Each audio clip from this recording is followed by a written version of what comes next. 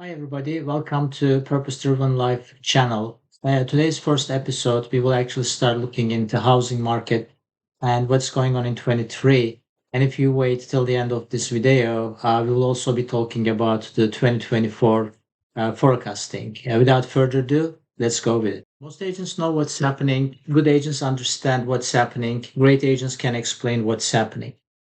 And that's exactly what this channel is about. We would like to be able to explain you what's happening in the real estate space, especially under the current economic conditions.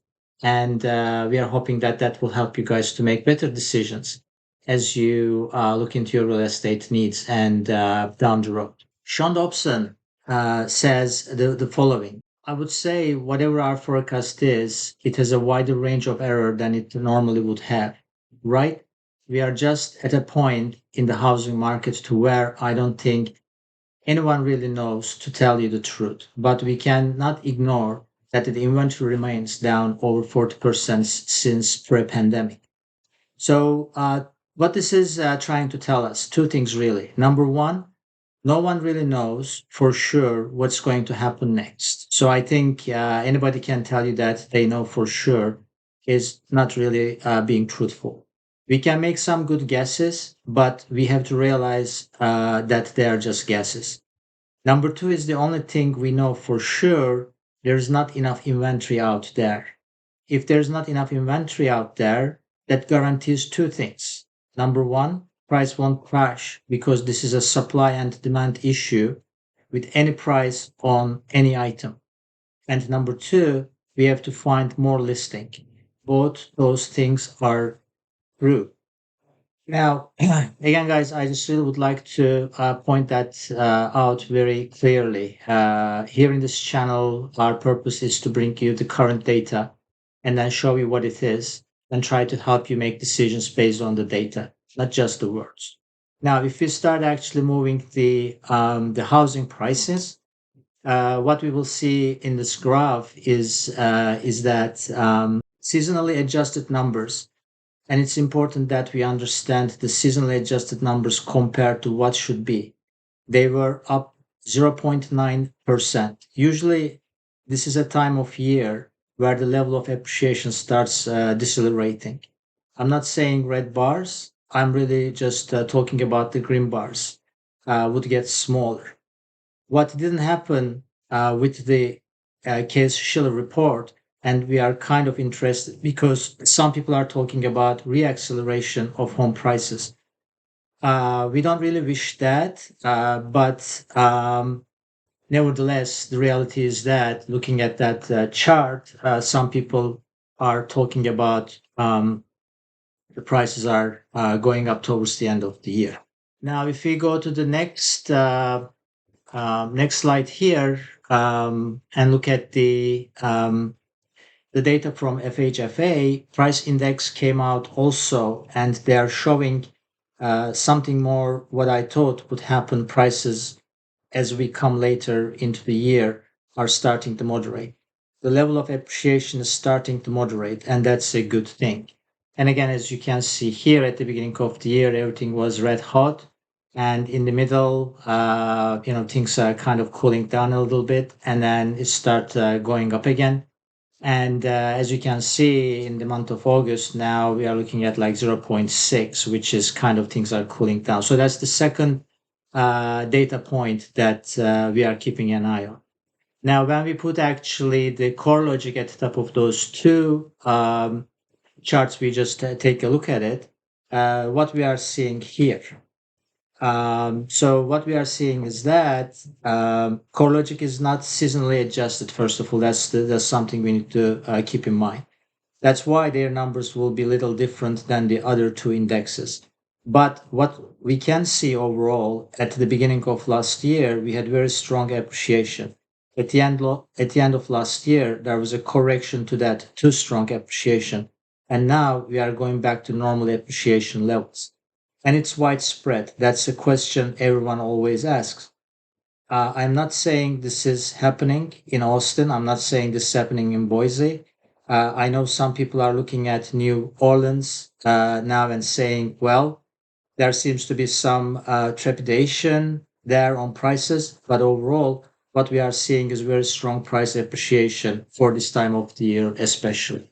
And as a matter of fact, if you look at the case Schiller on price index, 9 of the 20 metros that they cover, 9 of them had 1% appreciation or more just last month. And the most interesting thing is places like Vegas and Los Angeles and San Diego and Seattle that really took a hit last winter are coming back strong. So I think that what we can save from this is, you know what? It looks like prices are not going to crash. And if anything, they are going to stay right on the normal appreciation levels. And that's exactly what we want in a normal market. We have had between the pandemic, between what happened last year, we had a lot of craziness in the market, guys. And going back to normal will certainly help everybody. The FHFA month over month price changes in 8 of the 9 regions they cover. That was positive. The only region that wasn't positive was in the South Atlantic. The reason for that is they're building, the builders are building like crazy. So therefore, I think the supply and demand balances are a little bit different there. If we have more supply and demand remains the same, prices will moderate to some degree, not a big degree. And last month, the South Atlantic was actually up. So we will keep on following that. But basically, both price indexes are saying the same thing. Things are good. And Black Knight and their mortgage monitor looked at prices, and for the second month in a row, home price growth trend higher in every one of the 50 largest US metros, mirroring the shop reacceleration at the nation level. They are actually seeing prices picking up right now. To that point, Selma Hepp and chief economist of CoreLogic um, says the following. Nevertheless, home prices are still expected to reaccelerate and reach mid-single digit growth right by the end of the year. According to their home price index forecast, so that's basically the conclusion they are drawing. So what are we looking for as far as prices are concerned? They are strong. My fear is not that they are going to be weak. My fear is going to be that they might be a little bit too strong, especially if they reaccelerate.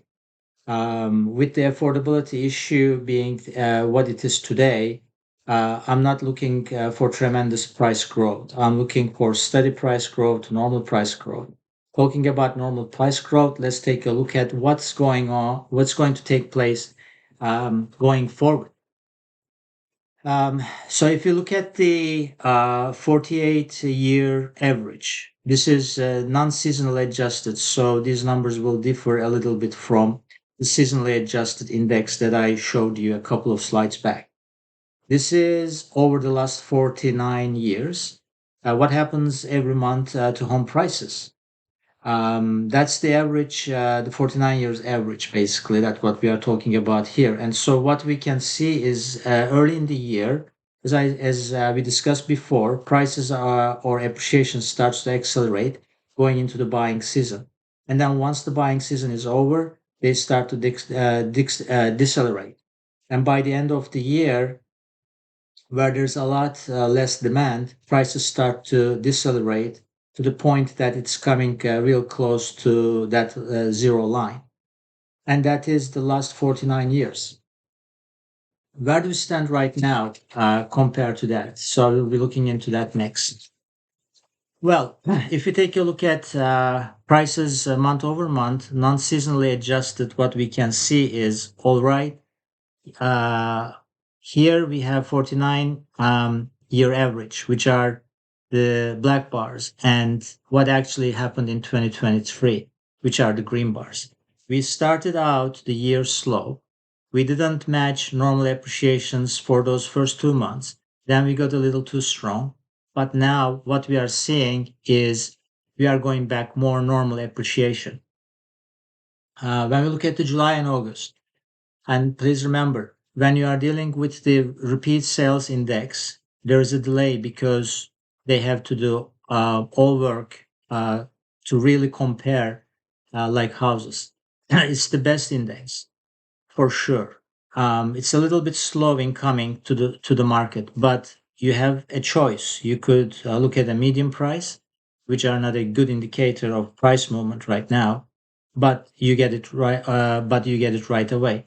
So you know, it could be either quick and wrong, or you could take a little bit of time and be right.